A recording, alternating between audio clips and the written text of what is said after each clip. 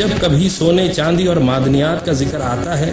تو ہمارا ذہن زمین میں دفن خزانوں اور معدنیات کی طرف چلا جاتا ہے، لیکن کیا کبھی آپ نے یہ سوچا ہے کہ اصل خزانے زمین میں نہیں بلکہ ہمارے اوپر پھیلے ہوئے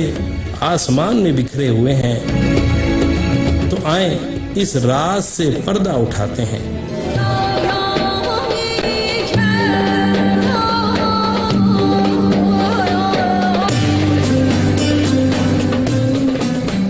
جدید سائنسی تحقیقات کے مطابق زمین پر پائے جانے والے عناصر در حقیقت زمین میں نہیں بلکہ کہیں دور دراز تباہ ہونے والے ستاروں کے اندر پیدا ہوئے ہوتے ہیں۔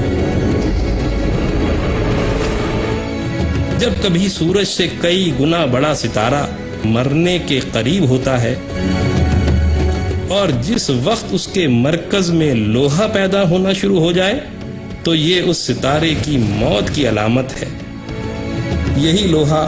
جہاں انسانوں کے فائدے کے لیے نعمت کبریٰ سے کم نہیں تو وہیں اس ستارے کے لیے اس قدر نقصان دہ ہے کہ اس کی پیدائش کی وجہ سے یہ ستارہ بالآخر تباہی سے ہمکنار ہو جاتا ہے،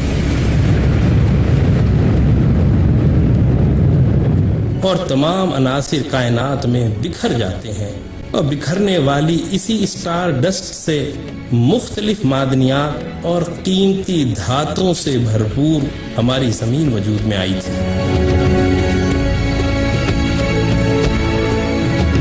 اسی حقیقت کو قرآن سورہ حدید میں یوں بیان کرتا ہے، اور ہم نے آسمان سے لوہا نازل کیا ہے کہ اس میں سخت نقصان بھی ہے اور انسانوں کے لیے فائدہ بھی۔ پھر سائنسی تحقیقات سے یہ بات بھی پتہ چلی، جہاں ایک طرف معدنیات اسٹار ڈسٹ کی شکل میں کائنات میں بکھر جاتی ہیں تو وہیں اس ستارے کے مرکز میں ایک ایسا نیا ستارہ وجود میں آتا ہے جس کا حجم صرف 20 کلومیٹر تک ہوتا ہے، لیکن اس کی کمیت سورج سے بھی زیادہ ہوتی ہے،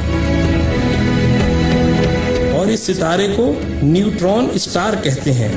اور جب کبھی ایسے دو نیوٹرون ستارے آپس میں ٹکراتے ہیں تو پھر اس کے ٹکراؤ سے سونے، چاندی، پلاٹینیم اور یورینیم کے ایسے خزانے وجود میں آتے ہیں جس کا تصور بھی محال ہے۔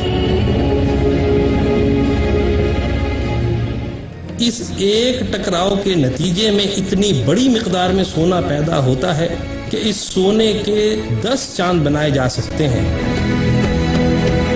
پھر معاملہ یہی نہیں رکتا، اگر کوئی بہت ہی بڑا ستارہ تباہ ہو جس کو ہائپر نووا کہتے ہیں تو اس کے مرکز میں جو ستارہ بنتا ہے وہ تو پورے کا پورا ہیرے کا ہوتا ہے۔ پچھلے سال BPM 37093 نامی عظیم ستارہ دریافت ہوا ہے جو پورا ہیرے کا ستارہ ہے۔ یہ ہے تو 4000 کلومیٹر وسیع، لیکن اس کا وزن سورج سے بھی زیادہ ہے۔ اس ستارے کو لکی سٹار کا نام دیا گیا ہے۔ یہ تو صرف ایک ستارے کی بات ہے جناب، کائنات میں کم و بیش 1 سیکنڈ کے بعد ایک ستارہ تباہ ہو کر کائنات کے عظیم خزانے کو عظیم ترین بناتا چلا جا رہا ہے۔ اسی بات کو قرآن سورہ حجر میں